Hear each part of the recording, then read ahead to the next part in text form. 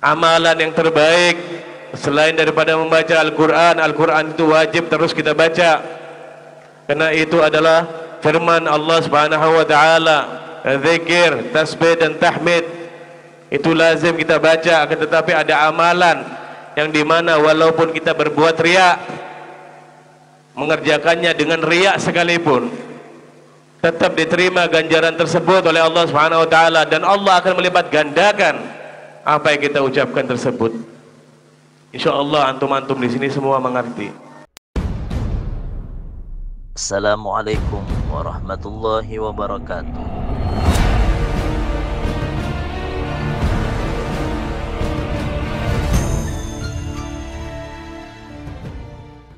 Assalamualaikum warahmatullahi wabarakatuh. Assalamualaikum warahmatullahi wabarakatuh.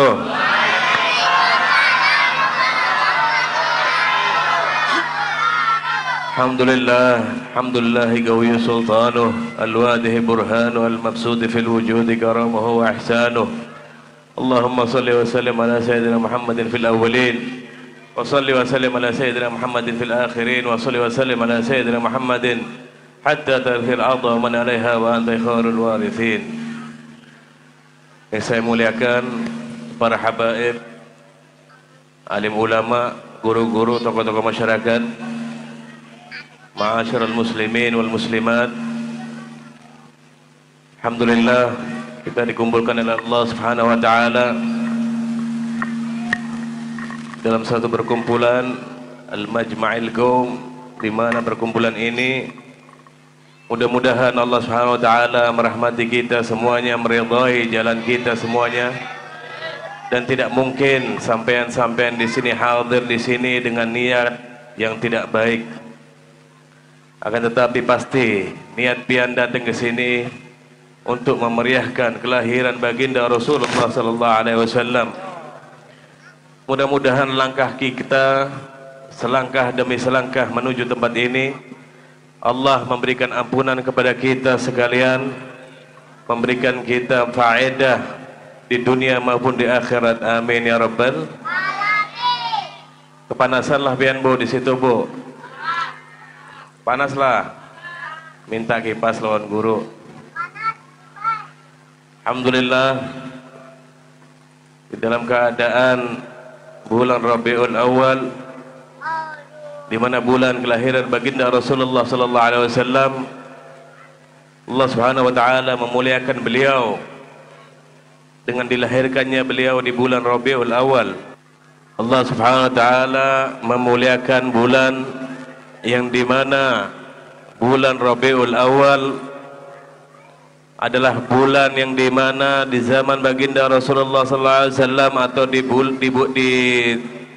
saat baginda Rasulullah sallallahu alaihi wasallam hidup, bulan tersebut tidak diakui oleh orang-orang Arab, atau bulan yang tidak dianggap oleh orang Arab kafir di sana.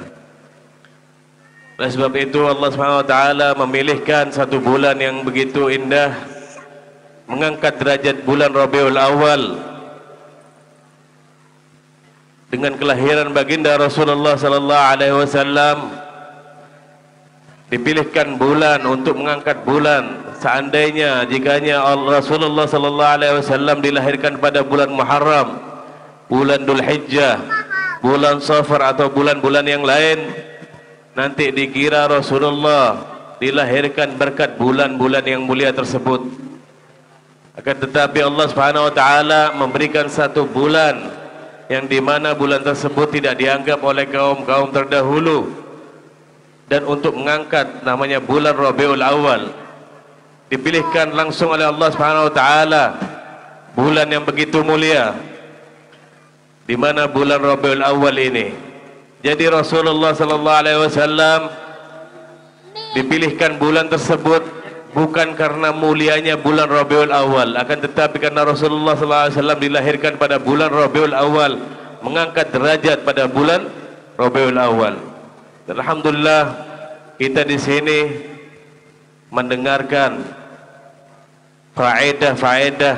Mudah-mudahan insyaallah yang masih terbuka hati tadi untuk menerima Islam, untuk mendengarkan mau'izatul hasanah dari para habaib, mudah-mudahan langkah-langkah kita tadi di sini tadi diridhai oleh Allah Subhanahu wa taala, diberikan keluasan untuk menghafal daripada firman Allah Subhanahu wa taala.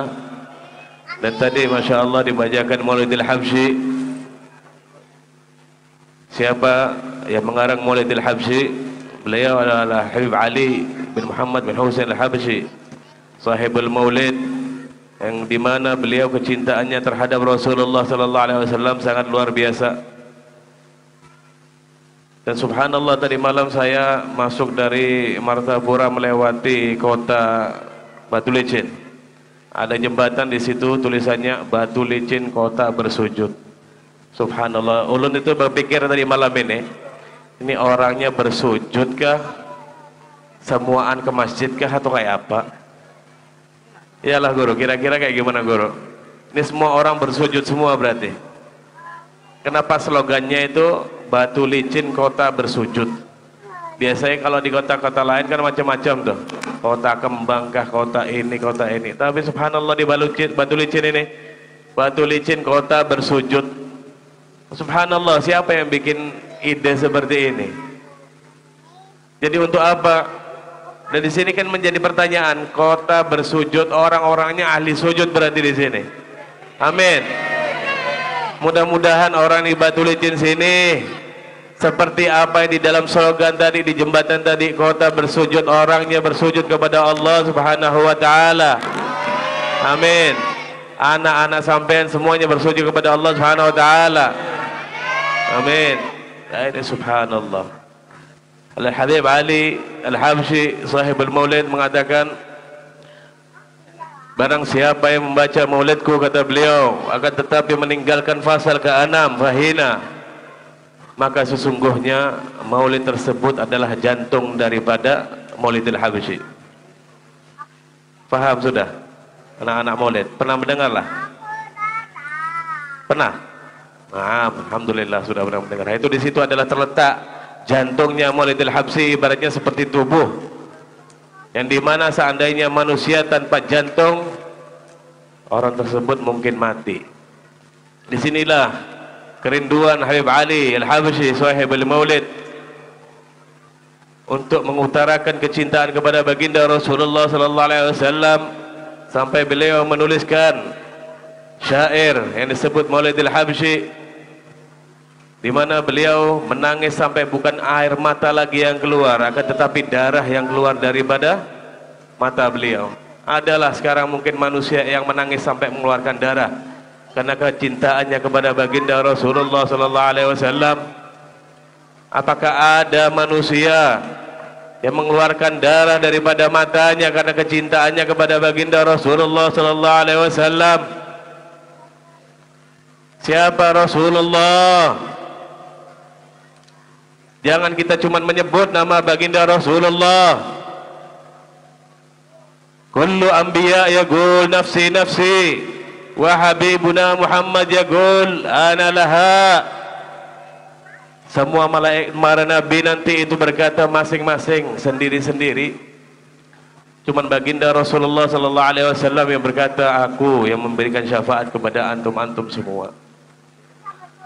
Kita sebagai umat yang Nabi Muhammad seharusnya bersyukur dan bersyukur lebih daripada syukur. Karena apa? Baginda Rasulullah sallallahu alaihi wasallam sudah memberikan jaminan kepada kita. Memberikan jaminan apa? Man mata yashhadu an la ilaha illallah dakhalal jannah. Barang siapa yang berkata la ilaha illallah Muhammadur Rasulullah pasti masuk surga, pasti. Akan tetapi jangan kita buat mainan. Bagaimana kita bersyahadat kepada Allah dan Rasulullah? Jangan dibuat mainan. Cukup sudah kita hidup di akhir zaman yang dimana semuanya fitnah dan fitnah. Sedikit kebaikan. Banyak orang-orang alim, orang-orang soleh, para wali Allah Subhanahu wa taala, mereka bersembunyi.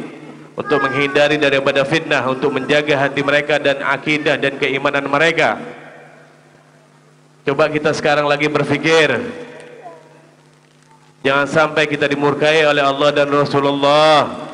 Jadikan syahadat kita selama 5 waktu dalam sehari, dan di mana kita bersujud kepada Allah Subhanahu wa taala, menjadi sujud yang terbaik untuk kita, untuk diantarkan kepada Allah Subhanahu wa taala dan ditunjukkan kepada baginda Rasulullah sallallahu alaihi wasallam. Kita adalah umat yang terbaik, kita adalah pilihan yang terbaik. Sahabat Rasulullah sallallahu alaihi wasallam duduk bersama Rasulullah, akan tetapi kita yang dirindukan oleh baginda Rasulullah sallallahu alaihi wasallam. Apakah kita ini manusia yang tidak berakal?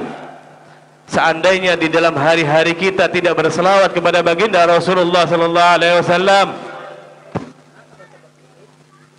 man shalla alayya illa raddallahu ruhi, kata Rasulullah sallallahu alaihi wasallam, barang siapa yang mengucapkan salam kepadaku, niscaya Allah akan mengembalikan ruhku untuk kalian menjawab salawatnya, para umat-umat Nabi Muhammad sallallahu alaihi wasallam. Inilah keistimewaan daripada Allah Subhanahu wa taala. Keimanan diri kita tadi diuji di dalam akhir zaman seperti ini. Dikatakan oleh para alim ulama, di akhir zaman ini, sayatikum fi akhir zaman libasuhum kal libasul anbiya lakin qulubuhum dajjal. Dikatakan oleh para ulama, nanti di akhir zaman ini banyak orang yang berpakaian seperti para ulama, akan tetapi hatinya kayak dajjal. Taulah biar dajjal, Bu? Taulah, Bu? Pak, tahu dajjal lah? Tahu nama aja tapi melihat enggak. Disinilah kita mudah-mudahan tidak dipertemukan oleh fitnah Al-Masih Ad-Dajjal. Mudah-mudahan kita dijauhkan daripada fitnah-fitnah daripada umat-umat terdahulu ataupun akhir zaman kita ini. Karena apa? Kita harus berhati-hati sekarang. Kita tidak bisa sekarang bareng-bareng untuk apa, tidak. Karena apa? Kita dikumpulkan oleh Allah SWT dengan hati, dengan perasaan untuk usul kepada baginda Rasulullah SAW. Seperti dikatakan oleh Guru Ahmad, Masya Allah, para panitia yang sudah rela mendekor ada musola, subhanallah, mungkin sudah lama musola ini. Mudah-mudahan bisa direnovasi lebih bagus lagi. Katakan oleh Guru Ahmad, habaib seperti apa tadi? Mungkin sampean sudah di sini mengerti bagaimana kemuliaan para habaib. Mungkin ada di sini Al-Habib Ahmad Al-Aidarus. Alhamdulillah ketemu saudara kita di sini. Dan para habaib-habaib yang lain. Al-ahla baiti kasafinatin Nuh, keluargaku ini seperti perahunya Nabi Nuh. Wa man raqiba anha naja wa man takhallafa minha ghuriqa. Barang siapa yang ikut bersama kapalnya, keturunannya Rasulullah SAW, dia akan selamat. Dan barang siapa yang dia meninggalkan daripada kapalnya keturunan Nabi Muhammad, maka dia akan celaka. Inilah kita harus sekarang memiliki pegangan yang benar-benar. Karena apa? Diri kita tidak mungkin bisa menyelamatkan sendiri untuk masuk ke dalam surganya Allah Subhanahu wa taala. Tidak mungkin diri kita bisa dengan amal-amal kita untuk menyelamatkan diri kita tadi untuk sampai ke surganya Allah, untuk sampai ke ridhanya Allah. Dengan amal kita seperti ini, yang bolong-bolong sembahyang, yang fitnah, yang ghibah, yang namimah, semuanya segala macam kita kerjakan. Kan tetapi apa? Kita cari guru yang benar-benar mendidik kita jasmani dan rohani diri kita tadi, yang benar-benar mendidik, mengenalkan kita kepada Allah Subhanahu wa taala, mengenalkan kita kepada baginda Rasulullah sallallahu alaihi wasallam. Setiap malam Jumat para malaikat menyampaikan salawat kita kepada baginda Rasulullah sallallahu alaihi wasallam. Kata baginda Rasulullah sallallahu alaihi wasallam, kedekatan umatku tergantung di mana kadar mereka bersolawat kepadaku, kata Rasulullah SAW. Amalan yang terbaik selain daripada membaca Al-Quran, Al-Quran itu wajib terus kita baca, karena itu adalah firman Allah Subhanahu wa Ta'ala. Zikir, tasbih dan tahmid itu lazim kita baca. Akan tetapi ada amalan yang dimana walaupun kita berbuat riak, mengerjakannya dengan riak sekalipun, tetap diterima ganjaran tersebut oleh Allah Subhanahu wa Ta'ala, dan Allah akan melipat gandakan apa yang kita ucapkan tersebut. Insyaallah antum-antum di sini semua mengerti. Apa amalan tersebut?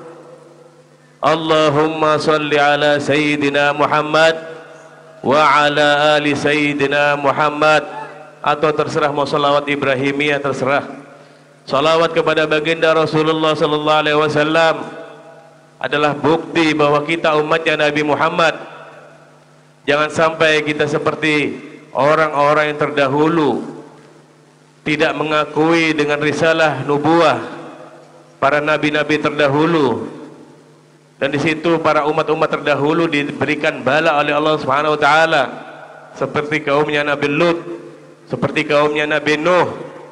Allah akan menenggelamkan bumi-bumi tersebut dan menghancurkan. Tapi alhamdulillah kita hidup di zaman baginda Rasulullah sallallahu alaihi wasallam, yang dimana baginda Rasulullah sallallahu alaihi wasallam memberikan kita kenikmatan yang tidak lain dan tidak bukan adalah syafaat.